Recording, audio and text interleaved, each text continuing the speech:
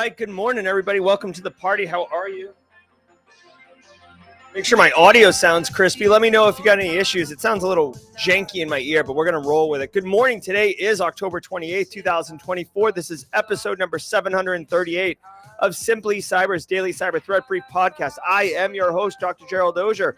And over the next hour or so, me, you, Kimberly Can Fix It from the Mod Chat, Chris K, All Augusta Delgado, Carrie in the boat pulling up for the stream, Natalie Garrett, Ryan Longwood, so many of you amazing people. Hashtag Team SC in chat. We got Simply Cyber Con Week this week. We've got a lot going on. Stay with us. It's going to be a great show. But over the next hour, we're all going to be shredding the top cybersecurity news stories of the day. And I'll be giving my expert opinion and analysis on each of those stories on what it means to you as a practitioner. So how can you use this information to drive cyber risk reduction for your business stakeholders and really, deliver impact and value to your organization and to your stakeholders, right? It could be your family, could be your church, could be your employer, could be your community, whatever it is. You're going to be like a cyber ninja, straight up cutting things down and reducing cyber risk. GRC Mafia in the house. Love you all.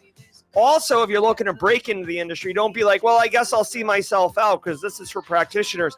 Nope. Get a chair. We make the circle as wide as we can for everybody to be included.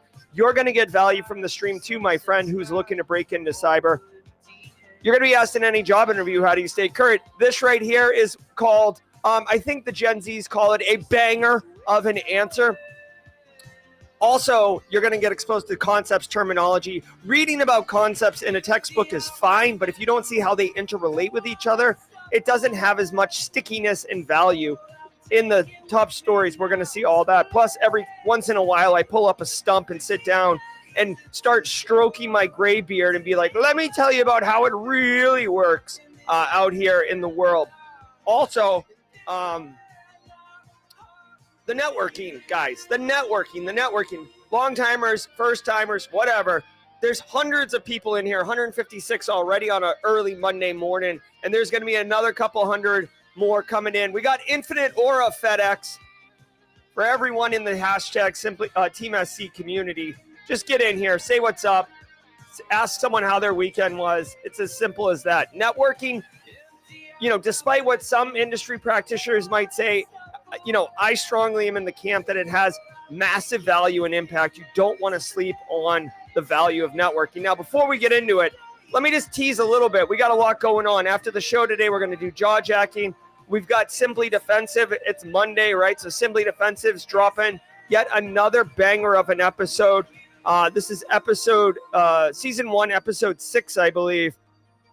Also, we've got Simply Cyber Cafe live streaming 24/7 lo-fi. If you didn't know about that, ask me about it in chat. You're going to get a kicker out of that. That's been going looks like 19 hours straight right now, and it's going to be continuing as we go. Now, before I get into it, I want you to know I don't prep or research for any of the stories that we're about to get through. Do you know why? Because that would be absolutely poser, disingenuous, and that's not what we're up to in here, right? Because if we worked together at the office and I showed up Monday morning, I was had done an hour briefing ahead of time on the story so I could look like I knew what I was talking about in deep detail. That ain't, nobody got time for that. Ain't nobody got time. So we keep it real. We keep it real, fam, right? For the culture. I did a whole bunch of Gen Z research over the weekend. So get your Gen Z in chat and get ready for the cringe because it's coming. What's up, Sophie Goodwin in the house? All right. Yeah, Simply Cyber Lo-Fi. Here. If anyone's interested, I don't want you to go too far away from the chat, but here you go. It is right there. We'll talk about it later.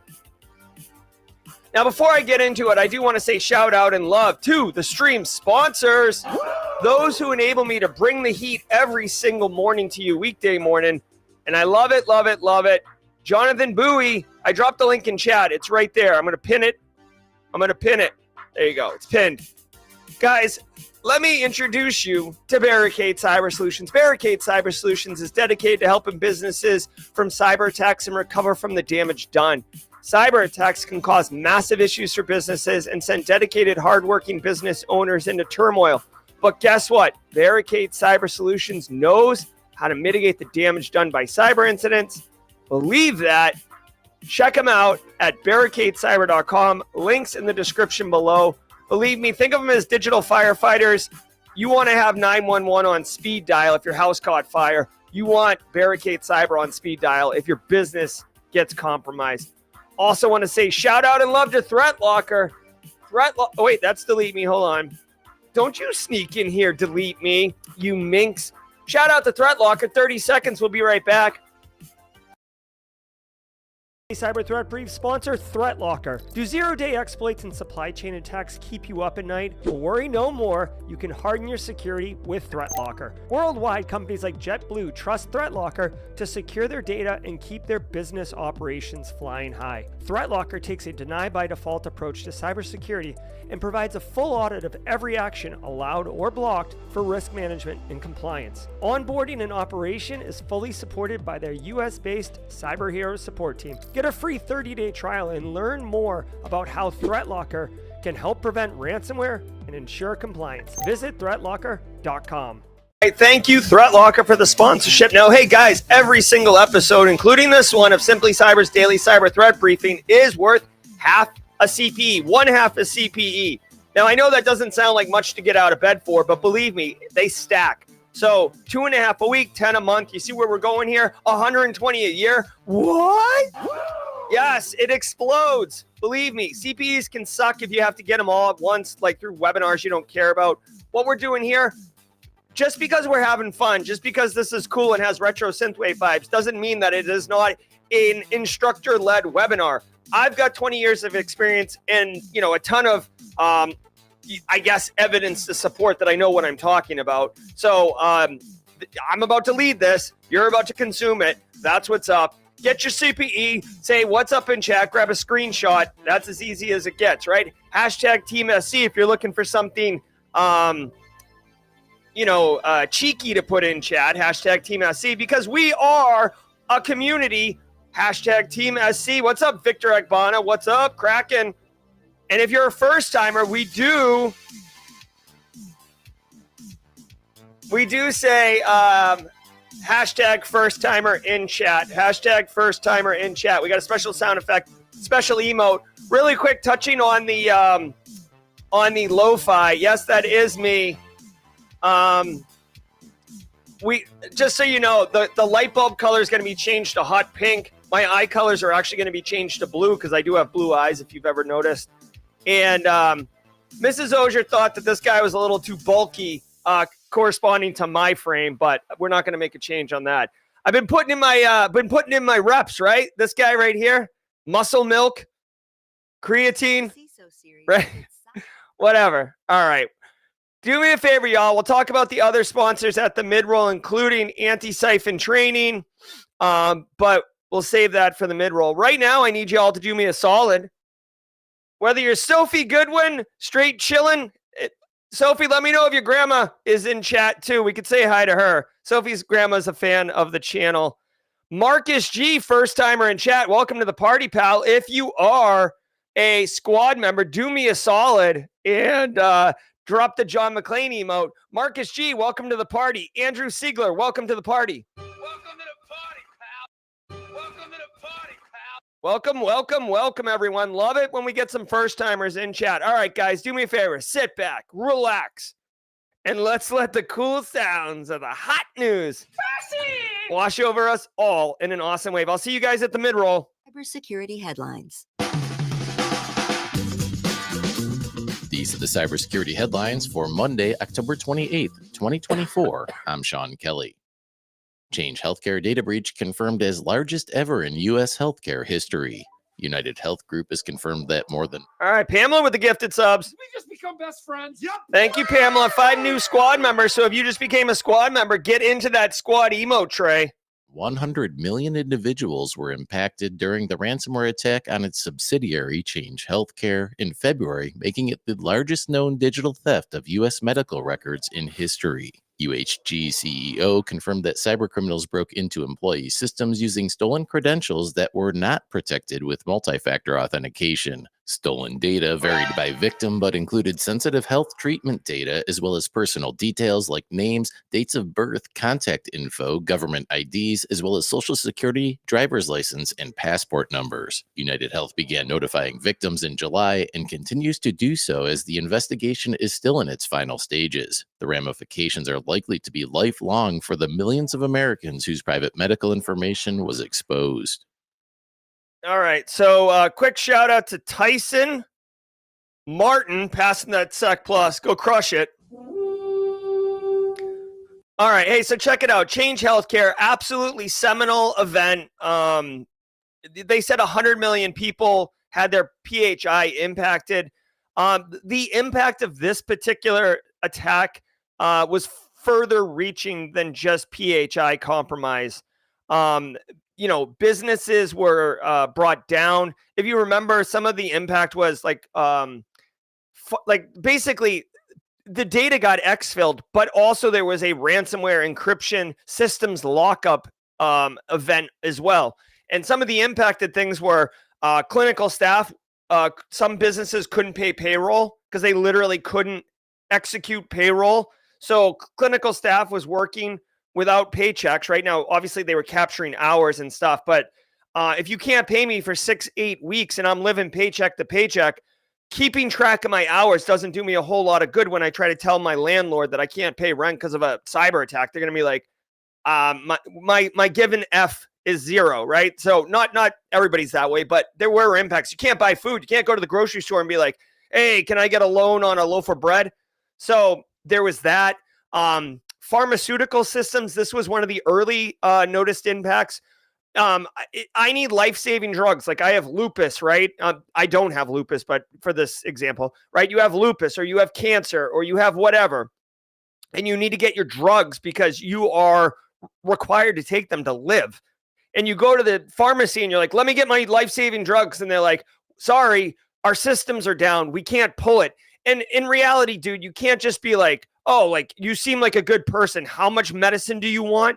It doesn't work that way, right? You could accidentally give the wrong dosage, the wrong prescription. You could have frauds walking in and be like, hello, my name is Grandma Maple, O'Reilly, and I'm here for my Oxycontin prescription, right? So obviously fraud could run rampant. So this was real impact. People were very much devastated. This was Black Cat Alfie. If you remember them, they were a top tier, like Fortune 2 ransomware gang. They exited because of this event. This event was so big and had so much heat. It went to the front burner, like the larger burner that you use for boiling like large pots of water, like maybe at like an oyster roast or something. It was that burner that they were on. The heat was all the way on. And Black Cat Alfie took, I want to say, was it $4 million or $22 million? I know that's a wide range, but they took a bunch of money and left. And then if you recall, Ransom Hub, they gave the table scraps to Ransom Hub, and Ransom Hub jumped out. And some people speculated, including myself, that was a rebrand of Black Cat Alfie. So a lot of people now believe that it is a fork of the Knight, as in like a bishop, rook, Knight, Knight, Knight ransomware gang. The TLDR here is, this is if you work in healthcare, okay? If you work in InfoSec in healthcare, this event you need to be intimately familiar with it, because everybody in the clinical side, everybody in the business operations sides of the healthcare organization are going to know about this incident. So you don't even have to like explain or back brief or set up the story. They'll know about this. So as you're explaining things, you can be like, well, we don't want another Change Healthcare, right? By the way, they said in the very intro of the story that the linchpin that broke this sucker wide open was the lack of multi-factor authentication. That is egregious. That's egregious, okay? A couple things here. One, you know what I find disgusting? Okay, so I guess hold on. I gave you the story and a little bit of like what you can do with the information, but because it's Monday morning and I've got a full pot of coffee in me, I'm feeling a little spicy. Let me just tell you something really quickly. CrowdStrike accidentally sends an update that bricks a bunch of systems. Delta Airlines loses $500 million, right? It was gross, but it was like an engineer, an oversight. It was one of those fringe use cases that even if they tested, they wouldn't have caught, right? David Rahamani, Ramani, first timer, welcome to the party. Or Dowd, I'm sorry, Dowd Ramani. Listen, CrowdStrike does its thing, and within a week, the CEO of CrowdStrike has to get drug up to Congress and answer questions. United Healthcare doesn't have multi-factor authentication implemented. 100 million U.S. citizens impacted, presumably U.S. citizens.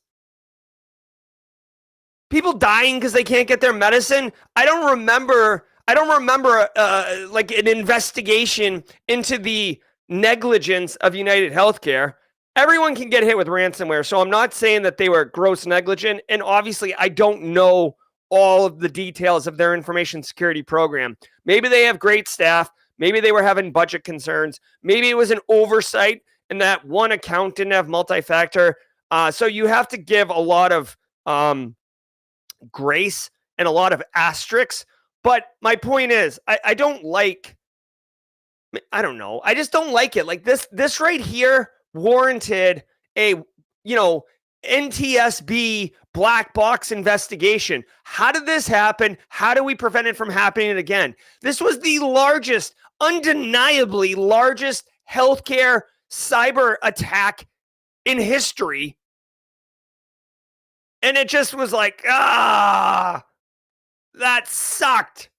Let's keep going. Did you guys see Amazon's doing another Prime Day? Like, what are we doing? Why are we moving over this so quick?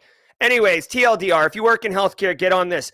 Also, if you're going to go interview for an InfoSec job in healthcare, get familiar with this. Convert this into a soap bar and wash your body with it, because you're going to be very, very well served if you can reference this, quote this, point out this, and not want to be the impact of one of these incidents. Authorities investigate telecom hacks following reports of campaign intrusions. What are we doing The FBI and CISA said Friday that they are investigating allegations that Chinese government-linked hackers, Salt Typhoon, breached systems at AT&T, Verizon, and Lumen and targeted systems used by U.S. law enforcement for wiretaps. Friday's statement coincided with reports from several news outlets claiming that Salt Typhoon used their access to the telecoms to target phones used by Vice President Harris and several other top Democrats, as well as former President Trump and J.D. Vance. Investigators and law enforcement indicated they are deeply concerned about the potential extent of compromised data and indicated that the hackers may still have access to Verizon systems. Okay. This is not a political show, so all you first-timers, Dowd, Marcus, etc., first-timers, it isn't political, but because of what we deal with, obviously, it weaves into political topics and stuff. Okay, so the FBI and CISA are top dogs here, investigating China Lake Telecom hacks. Now, there's no, basically they have enough evidence to support attribution to a China-based threat actor. They're calling him Salt Typhoon, which is Microsoft's naming convention. So I don't know if Microsoft is involved in the investigation. If you would assume if Verizon, I think it was Verizon, they said, if Verizon, T-Mobile, and other telecom providers, AT&T, Verizon, and Lumen, I'm not even familiar with Lumen, if they're running on a Microsoft 365 backend, like an Azure infrastructure, which is probably the case, then it would make a lot of sense that we're using Microsoft's naming convention here. It's tough, dude. When you have a nation state threat actor get into your environment, it's tough to eradicate that compromise and fully know that you got him out. So really quickly, okay, let me just talk about the impact of this.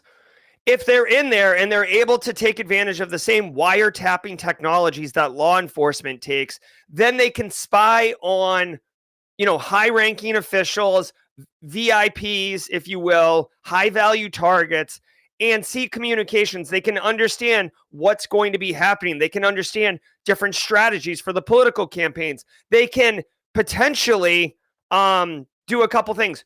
It's one thing to eavesdrop on a communication, right? So I'm in the van parked out front and I'm simply listening. Okay, that's a breach of confidentiality. Well, what if I use that same technology to stop the ability to communicate? Like I just send a bunch of noise in there. Well, now I've impacted the availability. What if I impact the availability and then I use 11 labs to change my voice and I speak as if I am, Kamala Harris's chief of staff, and I tell Kamala Harris some false information, right? So now we got a breach on integrity. This right here is all three of CIA security objectives, right? Welcome to Security Plus Day 1. So you can attack all three security objectives at the highest level of U.S. government, okay? So this isn't a light story. This isn't something that should be whatever. As I just mentioned, even if they eradicate the threat actor from the environment, it's always difficult to prove a negative. Have you successfully eliminated them completely from the environment? Unless you replace all of the hardware, which is not going to happen, you have no way of knowing. You can't prove a negative. Let me explain really quickly. All right, here we go. Everybody's seen the cyber kill chain. If you haven't, welcome to the party, pal. Welcome to the party, pal. All right, I'm just going to pull this up really quickly so I can make a quick point. Cyber kill chain. This is what the threat actors are doing. Recon's on the left, action objectives is on the far right. Basically, you figure out how to break into the environment, you break in, and then you steal data, you eavesdrop, you do whatever you need to do, right? I want to call your attention to step 5 and step 6 right here. Installation, command, and control. This right here is where a threat actor sets up persistence mechanisms, beaconing, reaching back out to establish a reverse shell, reaching out to C2 command and control infrastructure to ask for new commands. Now, here's the beauty of it, okay? Even though it's linear in this picture, like installed and command and control, what real threat actors do, what the highest level nation state cyber operators do, they set up multiple persistence mechanisms. They might have one that checks in every 15 minutes, one that checks in once a day, one that checks in every 6 months. So it's just sitting there cooking low and slow, right? You're never going to see it. You're not going to see beaconing in your network logs. And then once every 6 months, hello, boom, back in, right?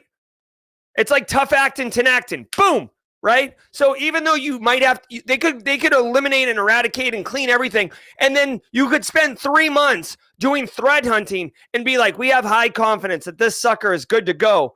And then when that 6-month beacon clicks off, they get back in, and then they start rolling out their 15-minute beacon, their 1-day beacon, etc., and rebuilding that infrastructure. Again, once you're compromised, it's really hard to know with certainty that you've eliminated the threat actor entirely.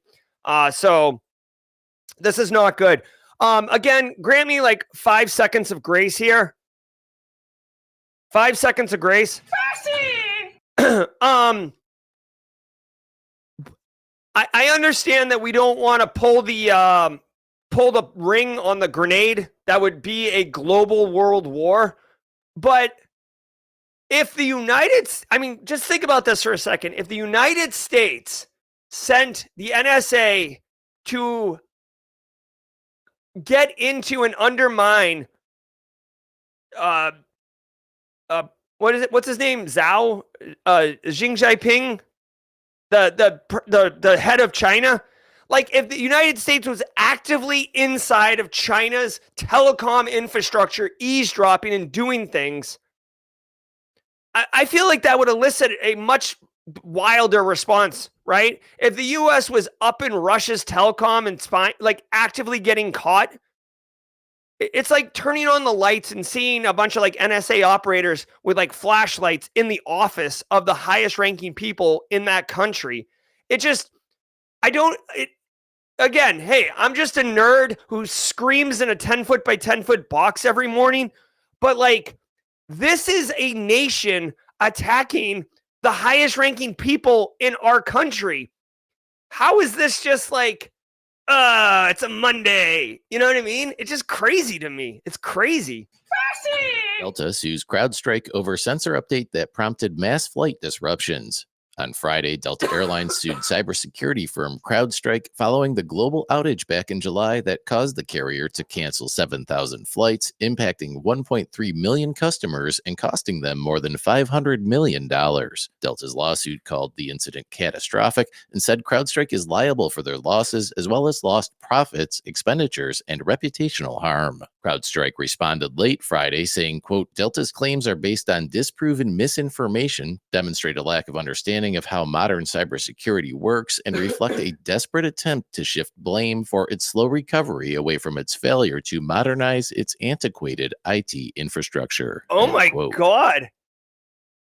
Wow, dude. Hey, listen, remember, I'm trying to Gen Z it up.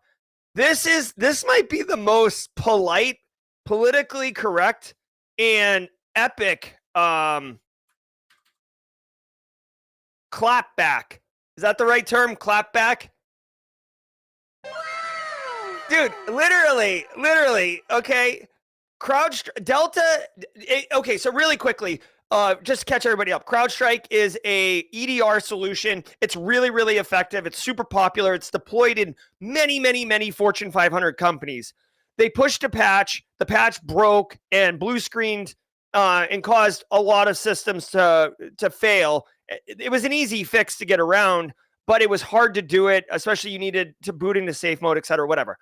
Anyways, many organizations that had this problem were able to recover. It was painful, right? It was painful, but they were able to recover.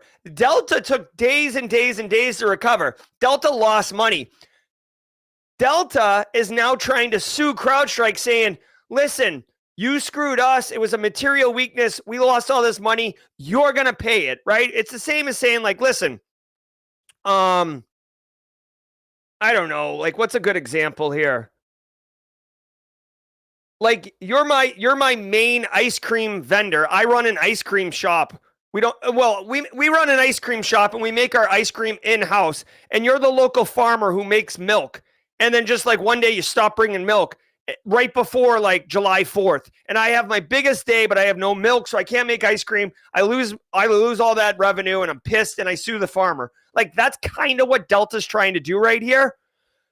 CrowdStrike claps back. And what can only be like, dude, this is so good. This is like you know that meme of the cat sharpening its nails? That's what this is. Delta's claims are based on disproven misinformation. So first of all, check the receipts, Delta. That's what CrowdStrike's saying right here. Again, I'm going to translate this to Gen Z. Demonstrates a lack of understanding on how modern cybersecurity works. CrowdStrike saying you are not even in the right.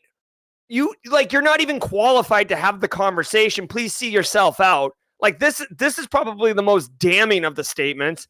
And then reflect a desperate attempt to shift blame for its slow recovery away from its failure to modernize its antiquated IT infrastructure. This one is saying, you cheap, you lazy, you're a bum, you're burnt. That's what they're saying right here. They're saying you didn't invest in upgrading your legacy systems because you're all about straight cash, homie. You didn't invest in capabilities and resources to be able to do it. And because you got caught holding a bag of old like, I don't know, marbles or something like that, instead of like a PlayStation 5. You're trying to shift blame on us. It almost sounds like CrowdStrike is saying, listen, if Delta ever had any cyber incident, they would have collapsed like a house of cards. It just happened to be us, but it's not our fault. They suck. That's what CrowdStrike's argument here. This will be really, really wild to see how this goes along in the courts. A lot of powerful people in here. CrowdStrike and Delta are both Fortune 500 companies. I'm sure the executives at both of those companies have very, powerful friends, maybe political friends, business friends. So we'll see. But wow, dude, this, like, seriously, like in modern Game of Thrones, this is like as much shade as you can throw in the public zeitgeist without being like memeable. Wow. All right. Welcome to the party, pal. Really quick shout out to the mod team for the quick. Here we go. So this is CrowdStrike talking to Delta right here. Also for the Gen Z, this is CrowdStrike.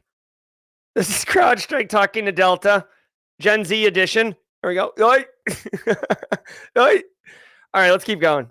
Irish authorities fined LinkedIn 310 million euros for GDPR infringement. The Irish Data Protection Commission, or DPC, has fined LinkedIn 310 million euros after finding the company's use of behavioral data for targeted ads violated privacy laws. LinkedIn's reliance on user consent was deemed insufficiently informed, and its interests were found to override user rights and freedoms. The authority has given LinkedIn 3 months to revise its data processing practices to align with GDPR standards. Damn, son. 310 euro to dollars? What is that? What is that? USD. $335 million. Dude, Ireland's no joke, right? I know, hey, they like potatoes and Guinness beer. They also like fining the living crap out of big tech companies. Ireland with a $335 million fine to LinkedIn, which is owned by Microsoft. So the pockets go deep there. Basically, they're saying it's a GDPR infringement. Honestly, again, here's the thing. Microsoft must be making more than $335 million in revenue off of Ireland, or else they would just pull out. This is straight up business 101. If it costs more to do business than the revenue generated of doing that business, that's called a losing business and not one that you would ever partake in, right? If it cost me $1 to make a widget and I was selling them for a nickel, guess what? I'm going to go out of business soon. So this just shows you how much friggin' money Microsoft's making just in Ireland alone. Now they said, oh, look at this little placemat. Oh, this is, hold on. I mean, honestly, guys, I'm just saying, if you're going to visually, if you're going to allow me to visually digest the key points of this fine for $310 million, let's go. You have my curiosity, Ireland. Now you have my attention. All right, so basically, Ireland is claiming that LinkedIn did some shady shenanigans where you would opt in to sharing your personal information, but they made it very difficult to understand. I'm sure there was things in here around like clicking and not being clear. Okay, yeah, so this is just coming in across the wire right now. Jay Gold is saying that Microsoft acquired LinkedIn in 2016 for $26 billion.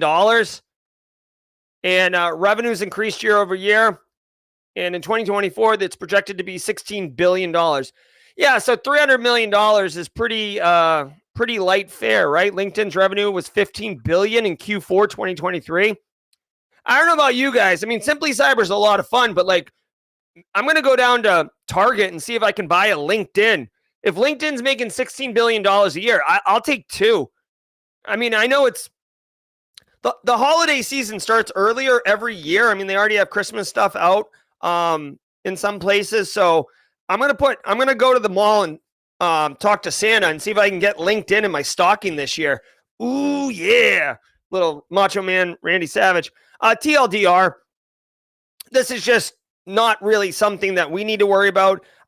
Here's the thing. If you're a small business, mid-sized business, and you're doing work in the European Union where GDPR would be a factor, or, the UK is not in the EU, but they do have GDPR-like stuff. Obviously, choose best practices around the personal information of the citizens whose data you're collecting, or you could get a fine. GDPR is no joke, man. They come straight at you with heavy fines. Straight cash, homie. And now we'd like to thank today's episode sponsor, DropZone AI. Is your SOC overwhelmed by endless alerts? DropZone AI's autonomous SOC analyst investigates 100% of alerts around the clock. No playbooks, no code, just actionable insights to reduce false positives and save your team time. Ready to see it in action? Schedule a demo today at dropzone.ai. That's DROPZONE.ai. All right, let's go.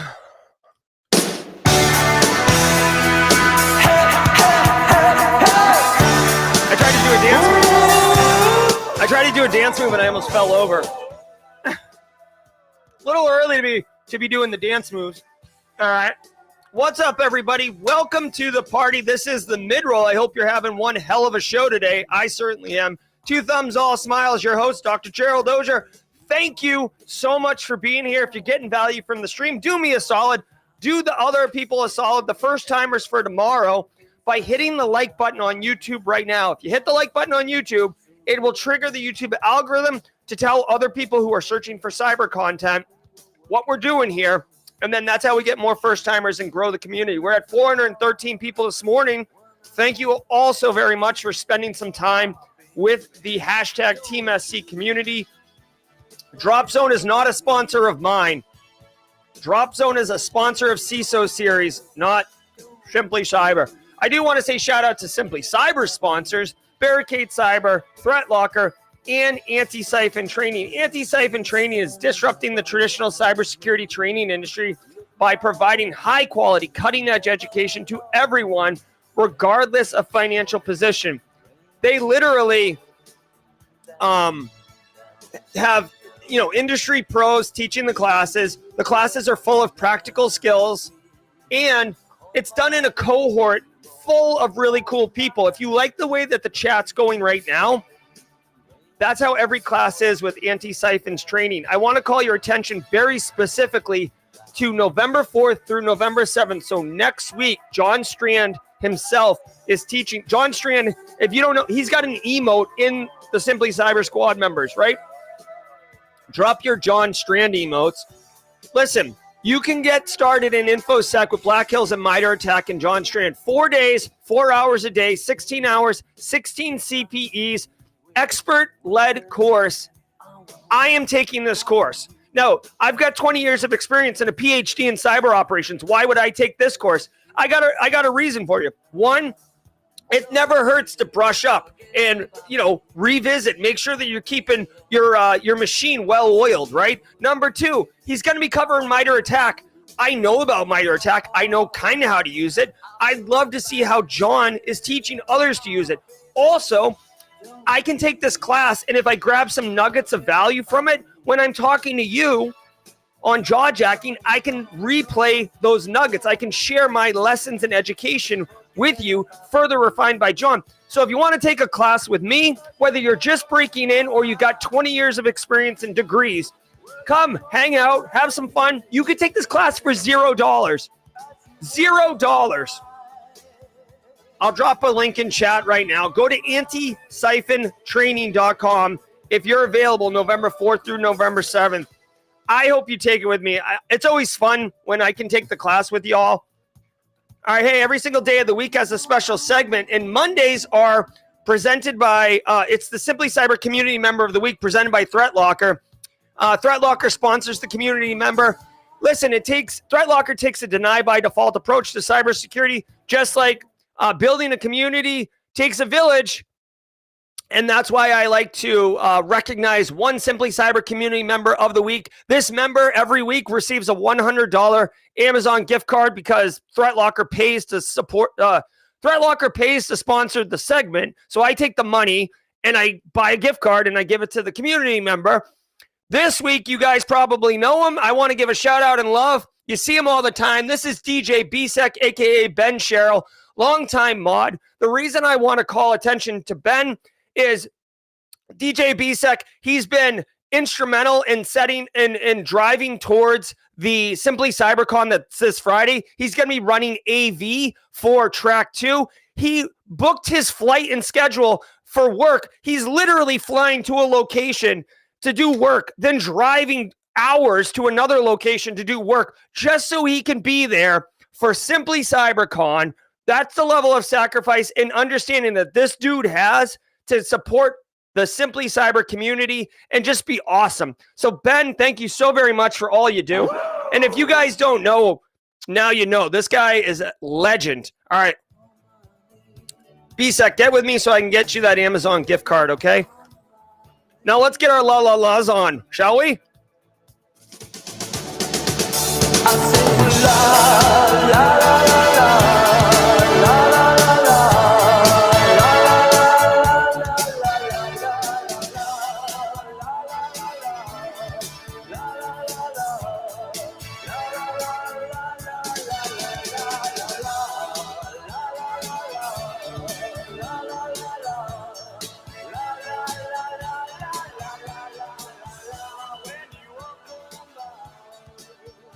And if you didn't know, DJ Bisek is also a DJ and he streams on Twitch. Go check him out. Let's get back to the news, shall we? New Windows driver signature bypass allows kernel rootkit installs. In October on Cybersecurity Headlines, we brought you the story about safe breach security researcher Alon Leviev discovering an attack that takes control of the Windows update process to roll back to vulnerable software components on an up-to-date machine. He created the Windows Downdate tool to execute the attack, which he demonstrated at Black Hat and DEF CON earlier this year. Leviev reported the issue to Microsoft, but the problem remains unfixed, with Microsoft saying the attack did not cross a defined security boundary. In new research published over the weekend, Leviev demonstrates how an attacker can build on the rollback attack and bypass kernel-level driver signature enforcement, or DSE, protections on a fully updated Windows 11 system. The attack replaces the dynamic link library file responsible for enforcing DSE with an unpatched version that ignores driver signatures. Leviev underscores the importance of using endpoint security tools to closely monitor downgrade procedures. Microsoft now says the company is actively developing mitigations to protect against these risks. Okay. All right. So a couple things. One, I love, so Safe Breach is one of these security companies. I think they do like simulated compromises, so you can see how your environment would go. Israeli based. What's important to know here is that the staff at Safe Breach are super legit. Like when I say super legit. All right. Or a guy named Samuel Elon. What's his name here? Leviev. I didn't meet Elon at Black Hat DEF CON, but I did meet Orr and Samuel. And listen, you guys may remember Orr from Simply Cyber Live or Simply Cyber Firesides. He's come on. The guy's like 23. He's got multiple CVEs, like real high-end ones. He spoke at Black Hat DEF CON. Super awesome guy. And really quickly, I actually have an interview from Black Hat with Orr and another interview with Samuel. And I just haven't had a chance to produce it because I've been so busy. But those will be coming to the channel. Amazing. Okay, so check this out. I would have literally bet money that matters to me. I'd have bet you $100 that when Microsoft came out and said, "Oh, the ability to downgrade the kernel components to a vulnerable version isn't really a big deal because it doesn't bypass security boundaries." I would have bet you $100 right then that researcher at Safe Breach, Elon, would absolutely be like, fine, I will make it do that thing that you just said it doesn't do. The researchers and the level of talent at Safe Breach, they are next level. Okay, so I'm not surprised about this. The guy went off and basically upgraded his attack to be able to. He actually released the tool to do it. It allows you to basically downgrade and remove updates and patches, I believe, from certain drivers and files in Microsoft operating system, right? See, I was able to make a fully patched Windows machine susceptible to past vulnerabilities. Do you see what I'm saying? So Casually Joseph's out here busting his hump, patching all the things. And then with this tool, you basically can just turn on the old vulnerabilities. Very, very big issue. Obviously, if you're into like real Microsoft operating system software exploitation, I would encourage you to double click on this one and go a little bit deeper. Just because this is, advanced level security research right here. Okay, so he said the attack's possible by replacing CIDLL. So basically, he's doing like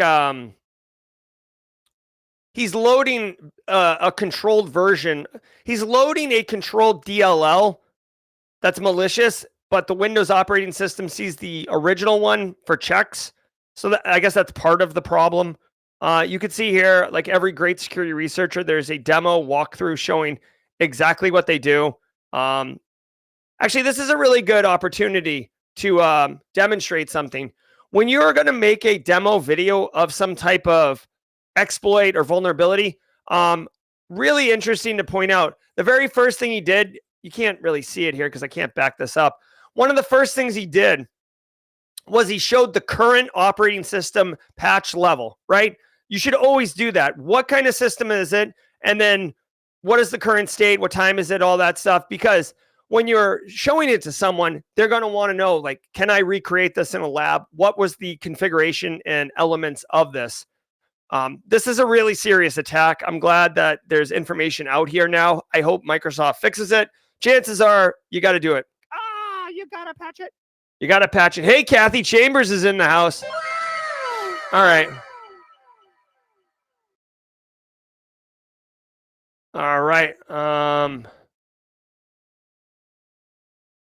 All right, let's keep going. TeamTNT launches new cloud attacks for crypto mining. Security researchers at Aqua have spotted the infamous cryptojacking threat actor TeamTNT targeting Docker Hub to deploy a crypto mining worm called Silver malware. TeamTNT's use of the open source Silver command and control framework is a notable shift away from the Tsunami backdoor for remotely commandeering infected servers. TeamTNT was then observed brokering its victims' computational power to other parties for illicit cryptocurrency mining. This new attack activity is a testament to the threat actor's persistence and its ability to evolve its tactics to mount multi-stage assaults and diversify its monetization strategies. What? There's a lot going on here. So, okay, I thought there was, I thought he misspoke. Okay, so he said Silver post-exploitation framework. The reporter read it incorrectly. It's Sliver post-exploitation framework, which, by the way, is open source. It's Bishop Fox's, and you can pull it down and use it. So if you're interested in getting your hands dirty with a C2 post-exploitation framework, may I recommend Sliver? Sliver's good. Also, if you're interested,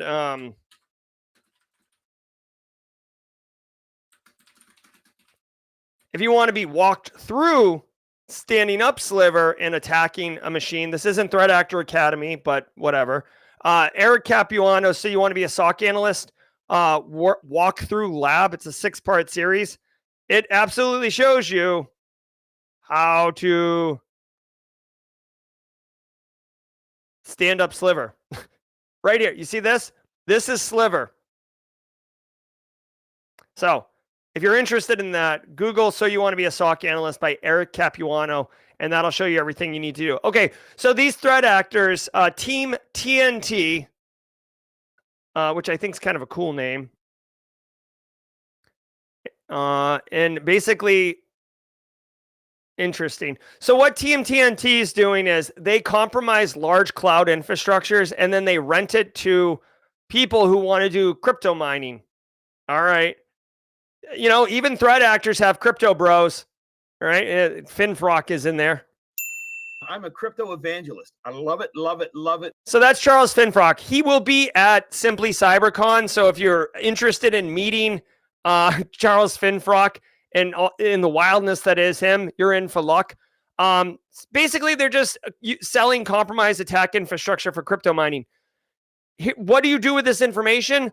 Guys, make sure that you're looking. Usually your IT team would catch this, but look at your environment and see if there's a spike in your monthly billing. One thing is you could be compromised and you wouldn't even know really until you get the bill at the end of the month that there's been a surge in processor. Because basically the crypto miner they're going to be running a crypto miner on you. Crypto mining takes large amounts of processor power and energy. And that's part of the reason why it only it's only worth it if you do it at large scale, because the amount of money, quote unquote, I definitely use quotes with this, the amount of money you make isn't worth the investment of energy at this point because of how many Bitcoins and stuff have been mined. However, if someone else is paying for it, then it's pure profit. Straight cash, homie. So that's what they're doing.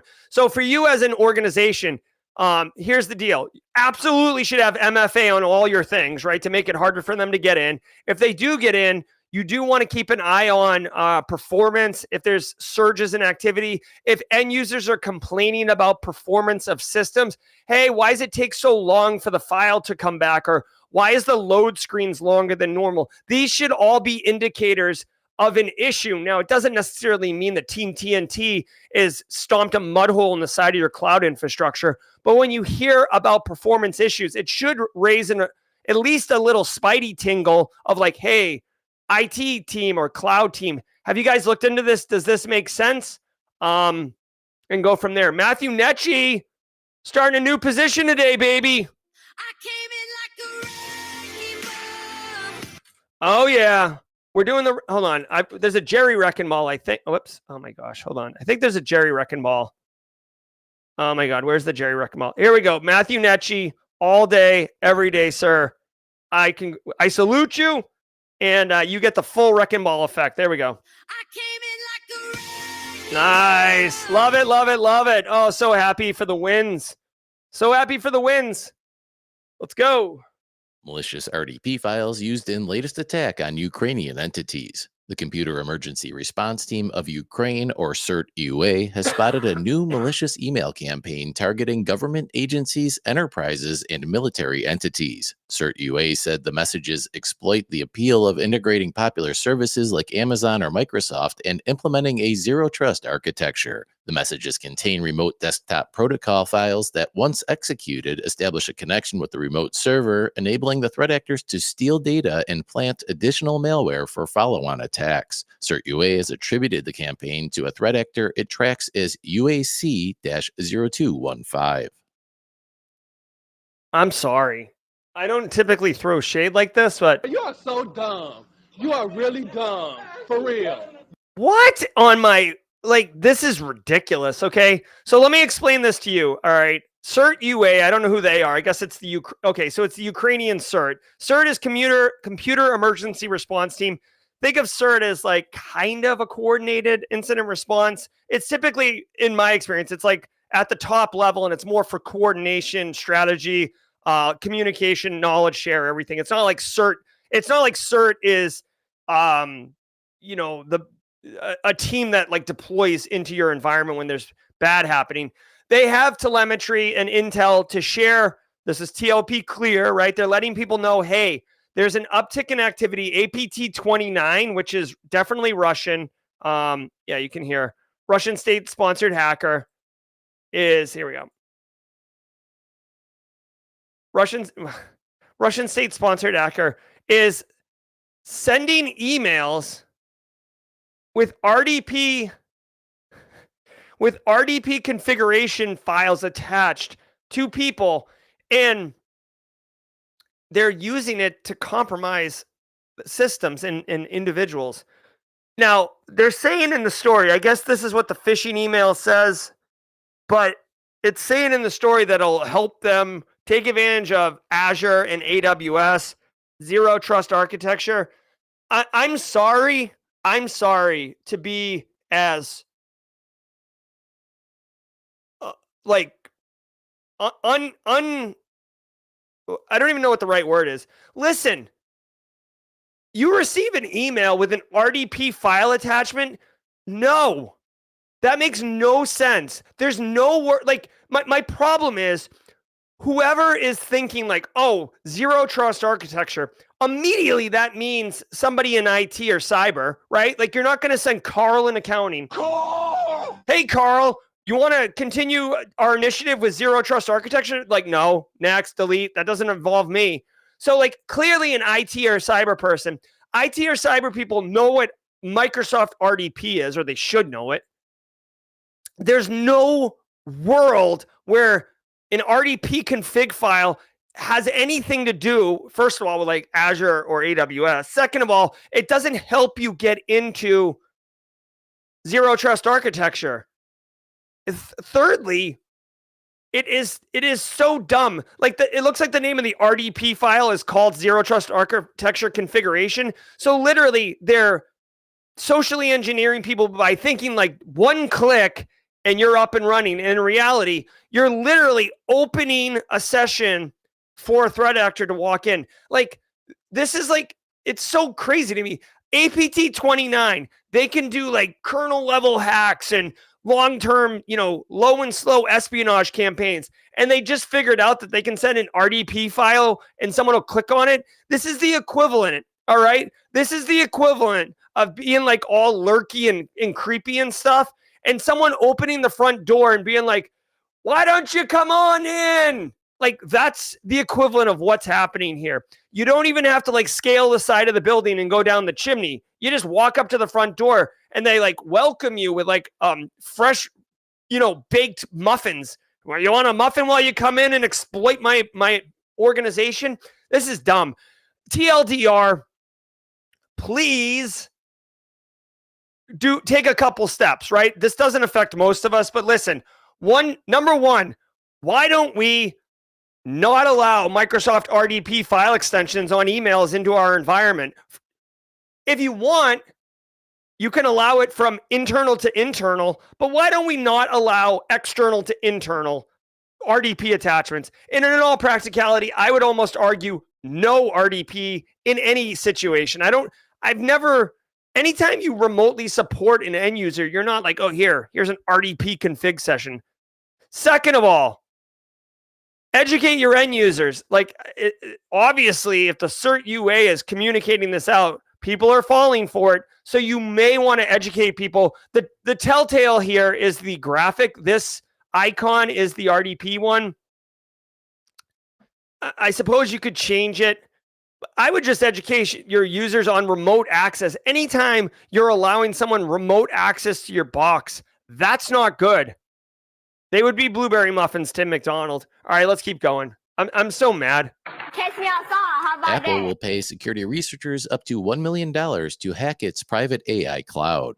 The tech giant said it will pay security researchers to find security bugs within its new private AI cloud offering dubbed Private Cloud Compute, which will debut this week. Apple's Private Cloud Compute is an online extension of its on-device AI model and can handle much heavier AI tasks while preserving customer privacy. Apple says it will pay up to a $1 million bounty for exploits that can remotely run malicious code on its private cloud compute servers. Exploits capable of extracting sensitive user information, including customer AI prompts, could allow researchers to haul in up to $250,000.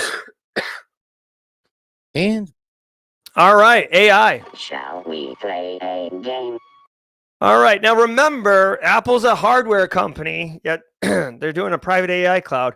All right. So Apple's going all in. The new WWDC Apple conference or whatever, it was like AI all over the place. They're talking about, dude, I have an iPhone 16. I see the commercials about Apple AI intelligence. And I'm like, what feature is that? Mrs. Auger was like, no, that's just like how the new Apple phone works. It's not like something you activate. I'm like, so stupid. So I'll tell you what, I don't know why more businesses don't giddy up on this. Bug bounties, security funded vulnerability disclosure programs are brilliant. Instead of Apple hiring the best and brightest minds in the world to come work at Apple and find their stuff, they'll say, hey, listen, everyone can try, and we'll reward the people that find things that allow us to take action. It's the best of both worlds. Basically, Apple gets a huge workforce, and then they only have to pay when it's something that's actually of value, which it's going to be, right? Apple annual revenue, let's just check 2023. Apple's annual revenue, $383 billion. So 1 million in bounties doesn't even register. Like, literally, Tim Cook could drop $1 million and it would like, he'd lose money by bending over to pick it up. You see what I'm saying? For Apple, like, this is great. I'm all about it. If you're interested, I'll tell you two things. One, if you're interested in well, honestly, Apple's private AI cloud, I do wonder if it's like, it's probably not iOS. Like, I'm not sure. I don't know enough about their AI cloud, whatever it is. But I will tell you, if you're interested in security research, this might be something good. I'll tell you, if you're one of the first people to discover something in Apple's AI cloud, you're probably going to become, low-key celebrity, definitely covered in the news for sure. Secondly, or finally, if you're interested in Apple and Apple security research, if you're an Apple fanboy or whatever, fangirl, I do want to tell you about Patrick Wardle. Patrick Wardle is undeniably the thought leader. This is not Patrick Wardle. That's not Patrick Wardle. That's Patrick Wardle right here. This guy right here, Patrick Wardle, one of my top three favorite speakers all time. If Patrick Wardle is speaking at an event, I'm going to his talk. He's phenomenal. He is also very, very community focused. Like, he would totally fit in here at Simply Cyber. He's wicked community focused. And he does Objective C, which is a nonprofit, but it's all about Apple. He makes all sorts of Apple security tools that you can download and use for free. So go check that out. Love me some Patrick Wardle. And for those who are wondering who my other favorite speakers are, because I always get asked this question all the time, my top three favorite speakers in no particular order are Patrick Wardle, John Strand, Chris Rock from Australia. All right, let's pivot.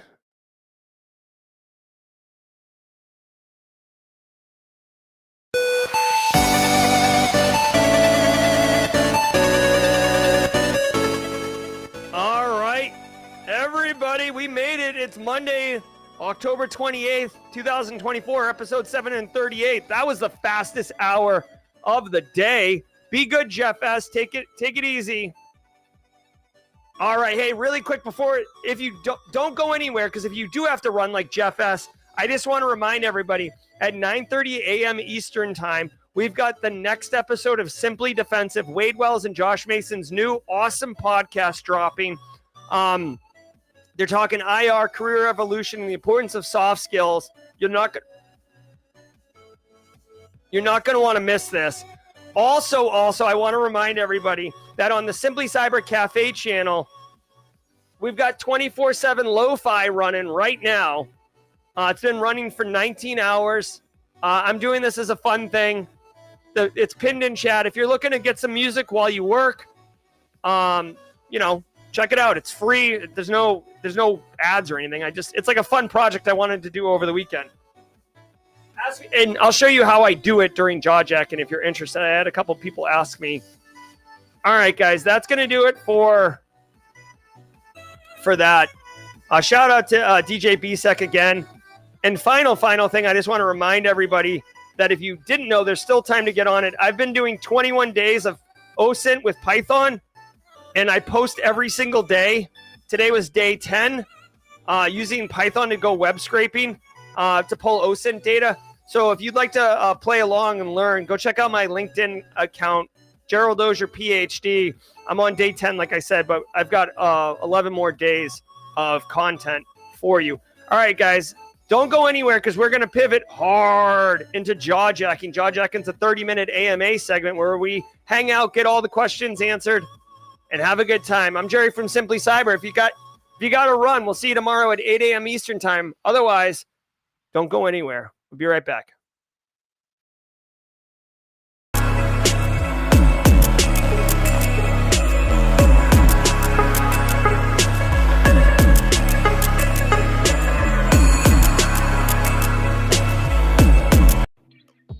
Hey, how you doing? What's up? Welcome to Jawjacking. I'm your host, Jerry Guy. You know what we're going to be doing over the next 30 minutes?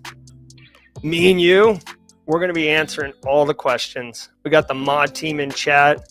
We got long timers. We got people with tons of experience. Blue, red, GRC, architecture, engineer. We got it all. Bruh. We're going to be straight crushing it like a bunch of bosses So let's rip the Band-Aid off and get into this hotness.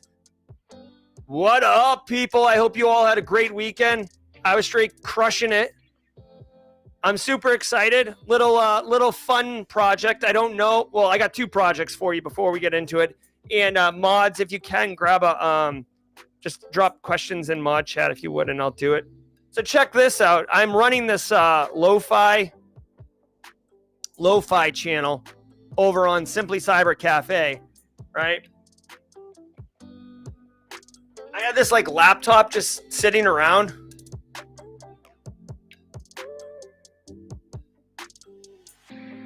I had this laptop just sitting around, so like I just stood it up. I just stood it up and said, let's go. So that's all this is. The 24/7 lo-fi channel is just this laptop.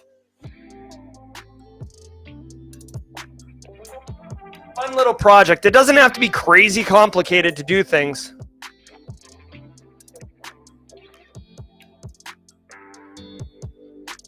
I don't see him.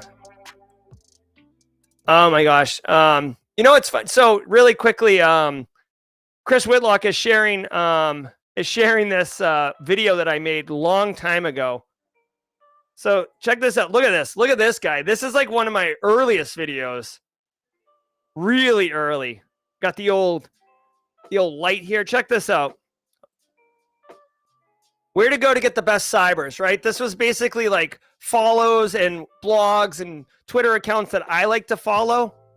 I want to let you guys all know, I got so much shade thrown at me. They're like, oh, you didn't include this person, or I don't think this person's good. I'm like, God dang, man, calm yourself. So, a lot of classics in here. Again, old school. If you want to go see what Simply Cyber looked like before we got the studio and the retro synthwave vibes, this is where it's at. All right. So what's up, everybody? How we doing? We got Simply CyberCon this week. Still time to register, I think. SimplyCyberCon.org. So excited. So many wonderful people coming in. I hope that I can't wait to high five everyone. Mrs. Auger, the boys, DJ Bisek, James McQuiggan, Joe Hudson, FedEx, right? I think FedEx is coming. All right, so we got questions coming in now. Hey, folks, this is Ross. Hey, folks, after some uncertainty at the office, it seems I'll be able to make the trip to the con. Are the slots still available for in-person attendance? Yes. Yeah, go ahead, Ross. Go to simplycybercon.org. Chris Whitlock is in chat, but Chris Whitlock, can you, in mod chat, let me know the status of the badges and how we're looking at on that? FedEx, how you have the rights to play the music? Oh, so FedEx is saying, how do I have the rights to play the music? Check this out. This is actually really, really cool. So there's a guy named Harris Heller. Okay, you probably know him. You probably recognize him. He's a huge YouTuber. You recognize this guy right here? Internet celebrity. He was on Twitch. He started there was like some Twitch shenanigans and whatever, but he's a really good YouTuber, creator, whatever. And he literally created Stream Beats. Stream Beats, he creates the music himself, and he grants everyone licenses to use his music. So like literally, I just went to his lo-fi category and I downloaded all his albums, and then I set them to shuffle playlist. So like all the music that you hear on Simply Cyber Cafe's 24/7 lo-fi channel are these. And if you ever do get a license strike, the license is right here, granting you the right to play it. It's awesome. All right, next question. Super Sec K. I'm the only cyber person in my organization. I have Sec Plus working on Pen Test Plus. Should I get a cert for my PA firewalls or Security Blue Team level 1 next? Oh, wow.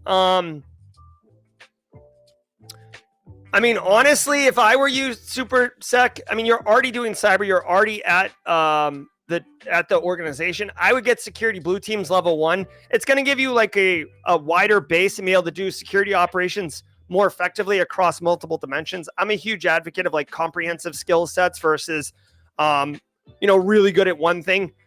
My thing is like, if you get the PA firewall, that's great, but that doesn't help you in other capacities. You should probably go get the PA firewall stuff afterwards if they're running PAs at your business.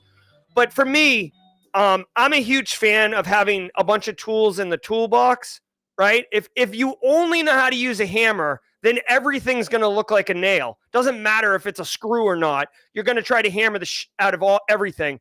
So by learning about a hammer and about a screwdriver and about an awl and about a measuring tape, right? You begin to understand kind of the bigger picture. This is why I love GRC and why I'm such an academic dork for cybersecurity, because I love all of it, because when you see the entire picture, you could start seeing how things interrelate and interact with each other. All right, so that's my advice.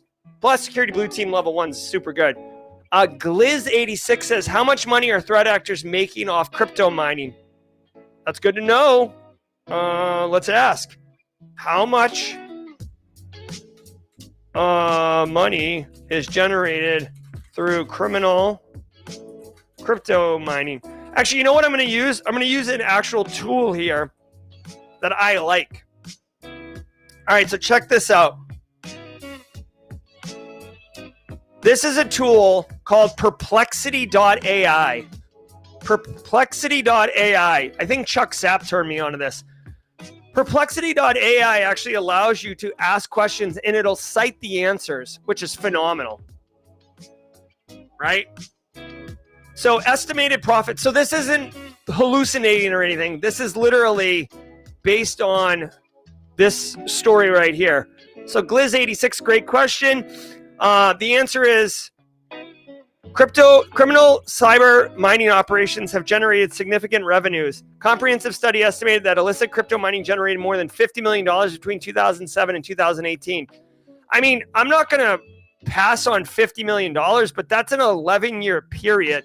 And in the world of crime and cyber fraud and everything, 11 years is a long time for $50 million.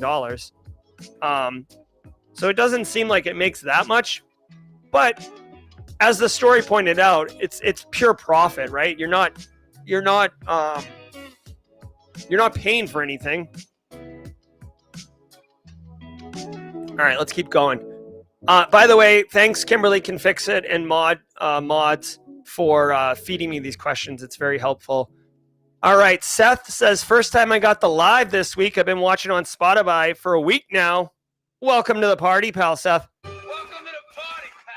And I'm glad that you were watching on Spotify. Hey, if you guys did not know, the Daily Cyber Threat Brief podcast is available in audio only on Apple Podcasts, Spotify, and other places you get your podcasts.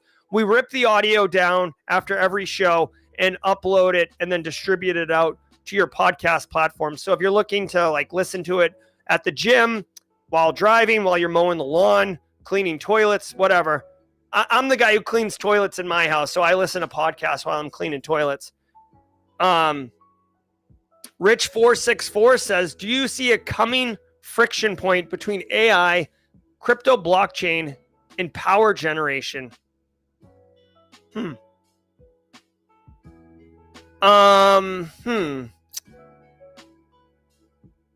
Possibly, Rich464. I'm definitely not well versed in that space, but I do know AI. The training of the models takes a lot of power. I do know that. Crypto mining takes a lot of power. I don't think blockchain really does, but I don't know. We've got a whole lot of problems socially, societally speaking, between climate change, power, clean energy, feeding people. I don't know. I would recommend The Coming Wave by Mustafa Suleyman if you're interested in kind of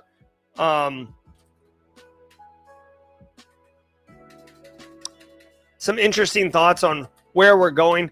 Like, I know this isn't exactly Rich464's question, but there's a lot that gets involved in his question in this right here. So if you're interested in a really awesome book, very sobering on AI and kind of like looking forward as to what will come from AI and some of the challenges like power generation and social friction, I recommend this book entirely. It's excellent book.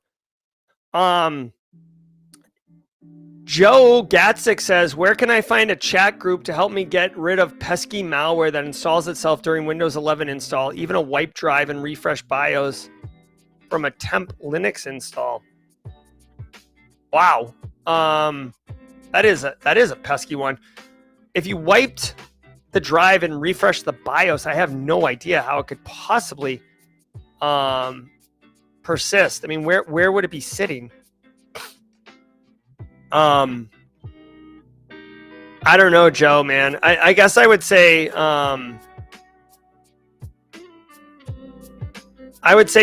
maybe in Blue Team, there's a chat Discord server channel for Blue Team. There's one for general chat.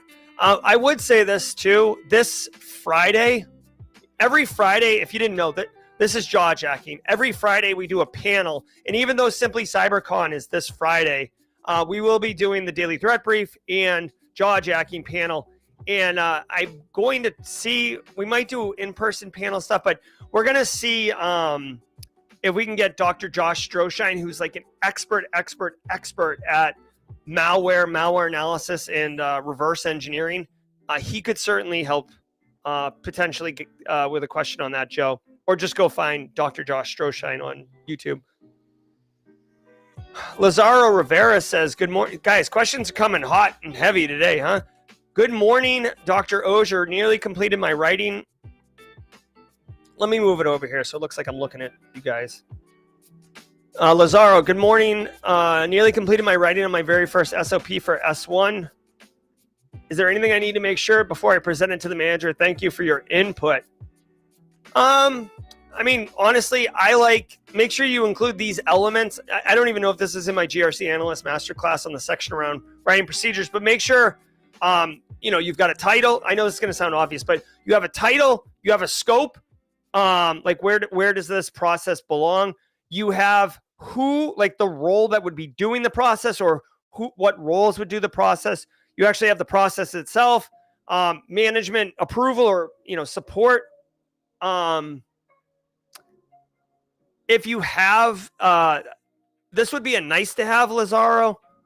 Again, I don't know what your organization does, but like if you actually like executed the process and filmed it and then had a link to a video either on Loom or an internal, like Office 3 or M365, I forget what they call it. There is some internal like video sharing solution. I forget what it's called. But I've used it before to film SOPs. Put a link to that so you could see, like you could actually add like, watch this SOP executed. And that's a really nice touch. I think that could be cool. Let's see. Augusta Delgado talking about AI. Can LLMs be trusted? I got many requests from an internal group in the analytics office. They want to use LLMs from Hugging Face. What the hell is Hugging Face? Hold on. Hugging Face? AI community building the future. Okay. I'm not surprised the analytics people want to use something. Those data science people go after it. Oh, okay, there you go, Lazaro. Screenshots are good. Screenshots are good. A video's better. I'm not saying you need the video. I'm just saying, I mean, obviously, that's why I make videos, right? So you can point to someone and say, here's it step by step.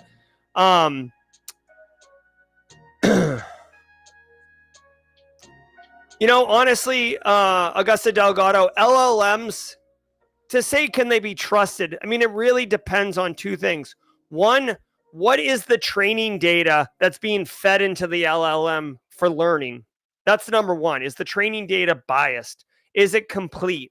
Is it appropriate? So what training data went into the or is going to be used on the LLM?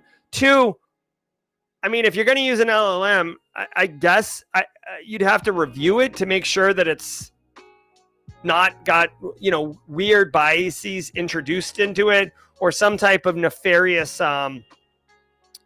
dimension to it, right? Threat actors are actively being seen changing code in GitHub, and people are pulling it down, introducing malware in PyPy and NPM package managers. So they're already doing it. So I could see a community AI, a threat actor introducing some type of nefarious dimension to it. So you'd want to be careful with that. I will share this with you, Augusta Delgado.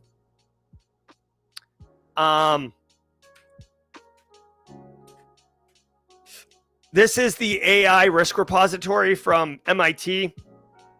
This is awesome. Comprehensive living database of over 700 AI risks categorized by their cause, including LLMs and risk domain. So Augusta Delgado here, I'm going to link in chat. And Augusto, can you tell me if this link shows up? Because there were some concerns the other day that links weren't showing up. Also, I want to point out, I got a video for this.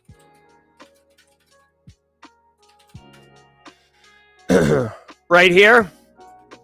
I've got a video for this, Augusta Delgado, 11 days ago. So your timing is perfect. This still has like, this is still warm. It's not too hot to take a bite, but it's warm still. So I'll drop a link to this one. Oh my God, I don't want in Facebook.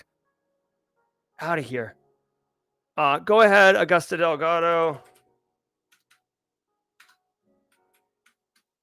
My SC vid on using this. All right, so there we go. We got a vid. All right, let's keep going. Fun day today, guys. Fun day. I'm really enjoying the engagement. Good jaw jacking. So Rabindra Gali says how AI will boost to the red team for attacking.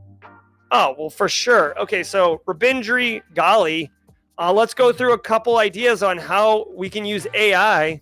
Shall we play a game? How we can use AI to be more effective at red teaming. Number one, technology company releases a patch. You take the patch, you look at what changed. So what did the patch? And then you could figure out what it's trying to fix. Then you could potentially use AI to say, hey, look, here's the problem. I don't understand what it is, but I see what the patch fixed. So here's the problem. Tell me how this is a vulnerability. Then tell me how to exploit it. Write me some shell code to exploit it. Walk me through the whole thing. That's one use case, a little bit more technical. Number two, here's my target organization. Here's my target victim. Write me a compelling spear phishing email that would convince this whale to click on it and give me their creds. So, write that stuff. Number three, and this could be used for blue team as well. I'm going to do some social engineering. So I need some really great, believable accounts. Create me a profile and a personality, and then 100 tweets that I can automate to post one a day at a random time a day. And then I'll come back after this sock puppet account's fully cooked.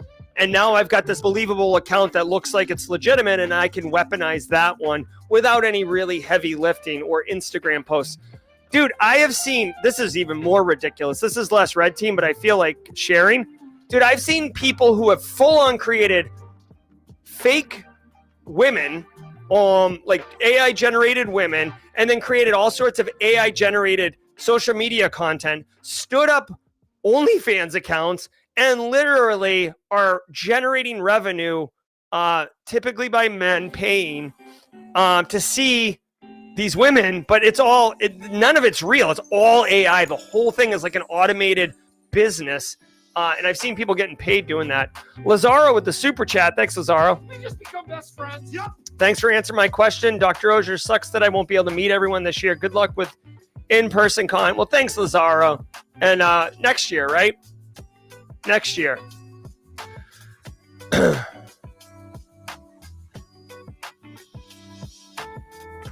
All right. So Oyen Demola says, any recommendations on learning Google Chronicle SIM from scratch? I need actual technical knowledge. The YouTube videos I saw are marketing videos. Thanks. Good question. I don't know of any off the top of my head, but let's take a look. Let's take a look. I'm going to do this right there with you. Actually, you know what? Let's do this. Hold on. Let's do. I got it. I got it even better for you. All right. So check. Watch this. Google Gemini is Google's thing, right? So it should know about Google Chronicle. I want to learn Google Chronicle Sim from a technical. Oh my gosh. I don't want a marketing video. Give me five resources that I can use to learn this technology. Let's go. Let's see what it says. Google SecOps documentation. Okay. Come back to that. Google SecOps YouTube channel. Google SecOps community. Google SecOps blog. Google SecOps training. All right. So Google SecOps training. Let's do that one. Google SecOps training chronicle. Let's do that.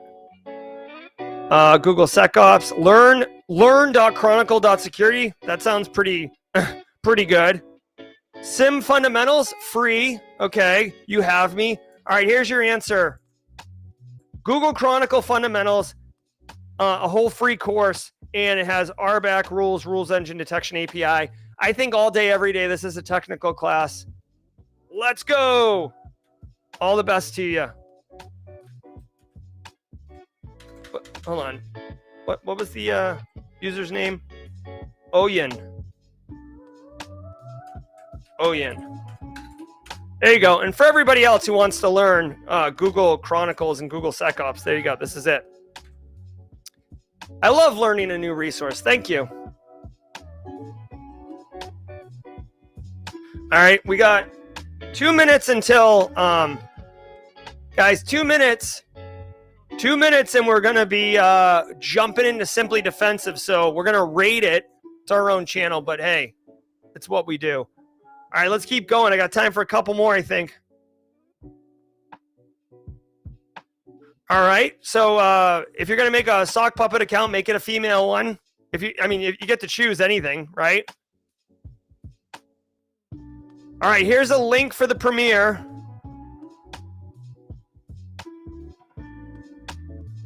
Simply Defensive Premiere.